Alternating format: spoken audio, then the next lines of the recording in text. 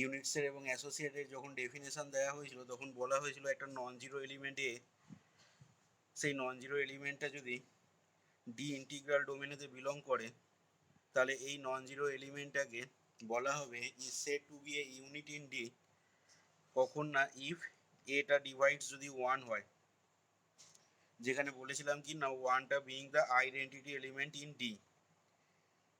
তার মানে কি না, তার মানে এর সেক্ষেত্রে মাল্টিপ্লিকেটিভ ইনভার্স থাকবে in the integral domain capital ডিতে। এটা ছিল ইউনিটসের ডেফিনেশনে বলা হয়েছিল।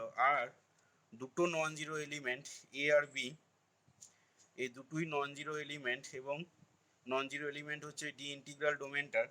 তাহলে এই দুটো non zero এলিমেন্টকে R said to be associate বলা হবে ইন ডি, কখন না if A is equal to যদি বি ইউ হয়, বলা হয়েছিল for some unit U in capital D.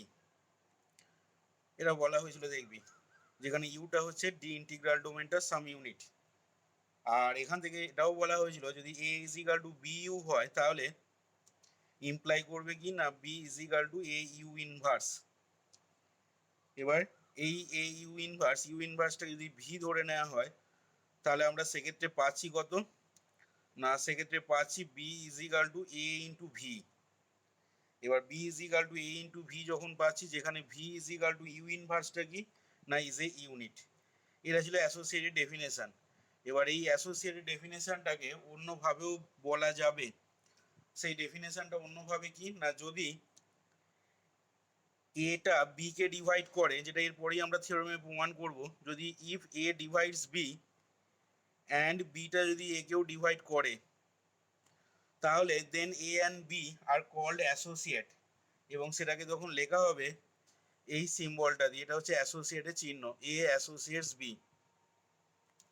কি বললাম, এটা যদি বি কেও ডিভাইড করে এবং অ্যাজ ওয়েল অ্যাজ বিটা যদি এ কেও ডিভাইড করে তাহলে তখন বলা হবে then A and B are called বা A and B are said to be associates. আচ্ছা, এটাই আমরা কিন্তু থিওরেমেতে প্রমাণ করবো এরপর। এবং সেখানে থিওরেমটা বলছে কি না দুটো নন জিরো এলিমেন্ট, অবশ্যই এ আর বি কে নন জিরো এলিমেন্ট হতে হবে, দুটো নন জিরো এলিমেন্ট এ এবং বি কোন একটা ইন্টিগ্রাল ডোমেন ক্যাপিটাল ডি এতে আর অ্যাসোসিয়েট হবে ইফ অ্যান্ড অনলি ইফ তার necessary as well as sufficient condition হচ্ছে এই কন্ডিশনটা, এটা ডিভাইড বি অ্যান্ড বিটা ডিভাইড এ। তাহলে সেটাই আমরা এখন প্রমাণ করব। ঠিক আছে, অ্যাসোসিয়েটেড ডেফিনেশন কিন্তু এই ডেফিনেশনও অ্যাপ্লাই করতে পারিস তোরা। এ ডিভাইডস বি এবং বি ডিভাইডস এ, যেখানে এ আর বি হচ্ছে দুটো non zero element in an integral domain D, তাহলে এ আর বি কে সেড টু বি অ্যাসোসিয়েট বা কল্ড অ্যাসোসিয়েট বলা যাবে এবং সেটাকে সিম্বল দিয়ে এইভাবেও লেখা যাবে, এক্সপ্রেস করা যাবে। এই ডেফিনেশনও বলতে পারিস বা এখানে এই ডেফিনেশন হিসাবেও মনে রাখতে পারিস, যেটা খুশি। আচ্ছা, তাহলে দেখ থিওরেমটা যেটা স্টেটমেন্ট বলছে, থিওরেমটায় প্রমাণটায় আসছি। দেখ এখানে বলছে যে দুটো non zero element, the two non zero elements the two non-zero elements a and b, small a and b in an integral domain capital D are associates তার নেসেসারি সাফিসিয়েন্ট কন্ডিশন হচ্ছে কি না if and only if a divides b and b divides a। তাহলে যেহেতু if and only if আছে তার মানে দেখে বুঝতেই পারছিস দুটো পার্ট হবে থিওরেমটাতে। তাহলে ফার্স্ট পার্টেতে ধরে নেবো আমরা যে let us first suppose that a and b are, let us suppose that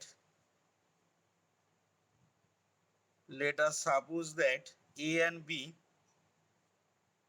small a and b be associates in D,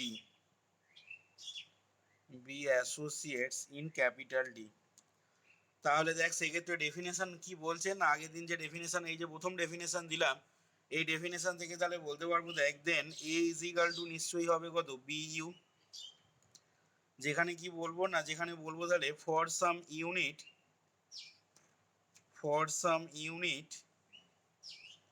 you in D, for some unit U in D.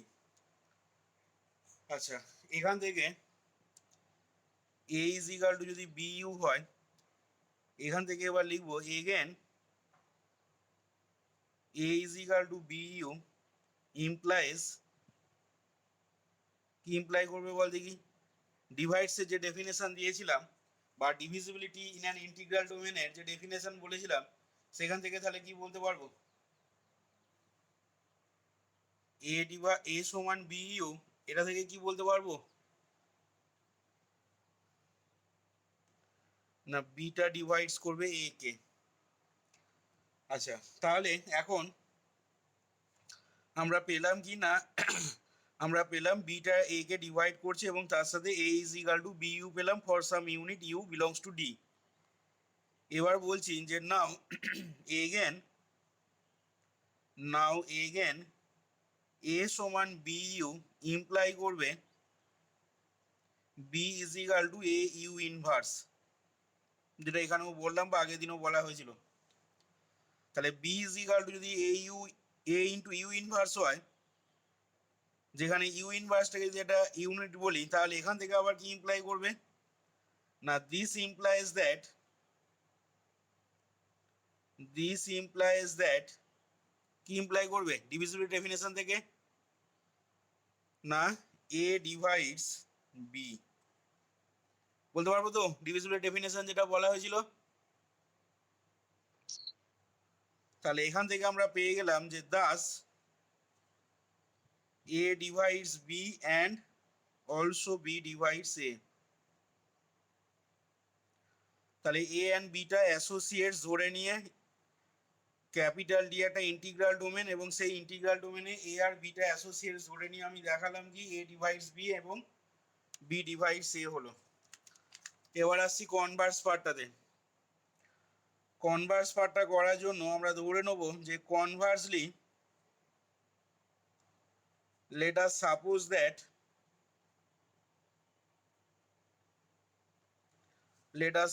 that এটা B কে divide করছে and also বিটা A কে divide করছে। আচ্ছা, তাহলে now A divides B imply করবে B is equal to A C for some C belongs to capital D. আবার এগেন বি ডিভাইডসে এটা আবার ইমপ্লাই করবে কি না বি ডিভাইডসে implies A is equal to B D for some small D belongs to capital D. এটা divisible definition থেকেই আমরা লিখতে পারবো, আগের দিনই বলা হয়েছিল ডিভিজিবল ডেফিনেশন যখন বলা হয়েছিল তখন এসব জিনিস বলা হয়েছে। আচ্ছা, তাহলে B is equal to AC আর A is equal to BD পেলাম। তাহলে এখান থেকে এবার লিখছি যে দেয়ারফর বি সমান AC gives B is equal to AC মানে আবার হচ্ছে বিডি ইন্টু সি। তাহলে বি ডি সি এগুলো সব ইন্টিগ্রাল ডোমেন ডি তে বিলং করে, আবার ডিটা ইন্টিগ্রাল ডোমেন মানে রিং, আবার রিং মানে অ্যাসোসিয়েটিভ প্রপার্টি হোল্ড করবে। তাহলে এখান থেকে পরের লাইনে এটাকে লিখে নিতে পারবো B into DC by associativity in D by associativity in capital D. তাহলে বাঁ দিকটা আমাদের বি আছে আর এদিকটা পেলাম বি ইন্টু ডিসি। এই পার্টটাকে বাঁ দিকে নিয়ে এলে তাহলে হবে B into one minus DC, এই জিনিসটা ইজ ইকাল টু জিরো, যেখানে ওয়ানের পরিচয় কি না one being the identity element. ডিটা তো ইন্টিগ্রাল ডোমেন, ইন্টিগ্রাল ডোমেন হলে রিং উইথ কমিউটেটিভ রিং হবে এবং উইথ ইউনিটি হবে, ইউনিটি মানেই মাল্টিপ্লিকেটিভ আইডেন্টিটি। তাহলে এখানে one being the identity element in capital D. আচ্ছা, বিটা কিন্তু আমাদের নট ইকাল টু জিরো। কেন বিটা নট ইকাল টু জিরো না থিওরামের স্টেটমেন্টই বলে দেওয়া আছে two non zero element A and B. তাহলে এখান থেকে আবার আমরা ইমপ্লাই করবে এই লাইনটা থেকে যে as beta not equal to zero and as b not equal to 0 and d is an integral domain and d is an id, ব্র্যাকেটে লিখে নিচ্ছি ডিটা আইডি হওয়ার ফলে কি হবে, that is capital D contains no divisor of zero. এটা ID ডেফিনেশনই বলছে আমাদের, D contains no divisor of zero.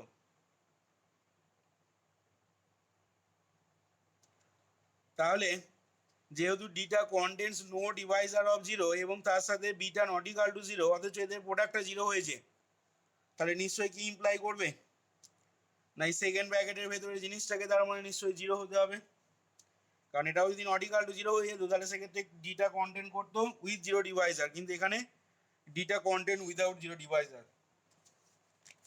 তাহলে এখান থেকে এবার বলে দিতে পারবো যে therefore it follows that কি ফলো করবে না 1 minus DC is equal two 0, তার মানে কি না that is DC is equal to 1 and this implies that তাহলে ডি একটা নন জিরো এলিমেন্ট, তার সাথে সি গুণ করে 1 পাচ্ছি। এখানে ডিটা কোথায় বিলং করে, ডিটা বিলং করে দেখ ক্যাপিটাল ডিতে, আবার সিটাও বিলং করে ক্যাপিটাল ডিতে। আচ্ছা এখানে দেখ তাহলে যেটা বলছিলাম, এখানে দেখ ডিসি ইজ ইকাল টু 1 পেয়েছি, ঠিক আছে। এবার স্মল ডিটা আমাদের বিলং করে ক্যাপিটাল ডিতে, আবার সিটাও বিলং করে দেখ ক্যাপিটাল ডিতে। স্মল ডি বিলং করছে ক্যাপিটাল ডিতে, সিটাও বিলং করছে ক্যাপিটাল ডিতে, আবার ডিটা দেখ ইন্টিগ্রাল ডোমেন হয়েছে। তাহলে এবং ডিটা একটা নন জিরো এলিমেন্ট, সিটাও সরি তোর এখানে তোর বলতে ভুল হলো, তোর এখানে ডিটা এবং সিটা তোর বিলং করছে ক্যাপিটাল ডিতে এবং ডিটা হচ্ছে তোর ইন্টিগ্রাল ডোমেন। আবার ডিটা ইন্টিগ্রাল ডোমেন হওয়া মানে কি হবে না এটা একটা কমিউটেটিভ রিং হবে, তাহলে নিশ্চয়ই সি ডট ডিটাও কি হবে 1 হবে। তাহলে এই D dot C is equal to 1, এখান থেকে তাহলে কি ইমপ্লাই করবে বল দেখি,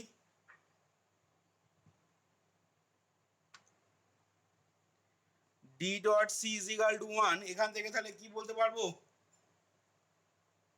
সি আর ডি ইউনিট হবে, সি আর ডি দুটোই ইউনিট হবে। দেখ তাহলে this implies that D and C are units in the integral domain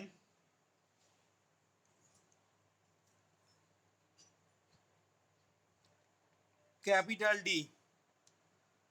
তাহলে সি আর ডিটা যদি ইউনিট হয়ে যায় তাহলে এখান থেকে আবার কি বলতে পারবো, এখান থেকে তাহলে কি বলতে পারবো, আমরা দেখ যেটা লিখেছিলাম এই যে লাইনটা, যে B is equal to AC, B is equal to AC যেখানে সি ইজ এ ইউনিট, আবার A is equal to BD যেখানে ডি ইজ এ ইউনিট। তাহলে এখান থেকে কি বলতে পারবো, A and B are associate বলতে পারবো। তাহলে দেখ তাহলে এখান থেকে লিখে দিচ্ছি যে therefore by definition it follows that A and B are associates, কারণ আমাদের ডেফিনেশন বলছে কি না, আমাদের ডেফিনেশন বলছে যে দুটো নন জিরো এলিমেন্ট এ আর বি যদি অ্যাসোসিয়েট হয় আর সেট টু বি অ্যাসোসিয়েট যদি ইফ কি হয় না A is equal to B U হয়, for some unit you belongs to কোথায় না, for some unit you belongs to D.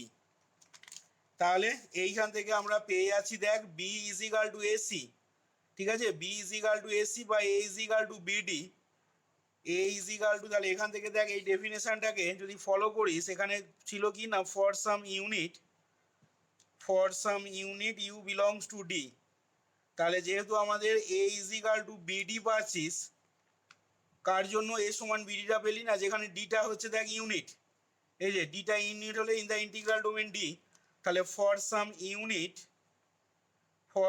Unit small D belongs to capital D, তাহলে সেক্ষেত্রে অ্যাসোসিয়েটের definition থেকে আমি বলতে পারবো কি না A and B are associates. আর এ অ্যান্ড বি অ্যাসোসিয়েটস হলে তাহলে এখান থেকে দেখ আমাদের থিওরেমটাও প্রুফ হয়ে যাচ্ছে। তাহলে এখান থেকে বলে দিলাম যে দিস কমপ্লিটস দ্য প্রুফ। তাহলে দেখ এখানে থিওরেমটা বোঝা গেল কিনা দেখ, দুটো নন জিরো এলিমেন্ট এ এবং বি অ্যাসোসিয়েটস হবে কোনো একটা ইন্টিগ্রাল ডোমেন ডিতে, তার নেসেসারি এবং সাফিসিয়েন্ট কন্ডিশন হচ্ছে A divides B and B divides A. এখানে তাহলে দেখ থিওরেমটা কমপ্লিট হলো।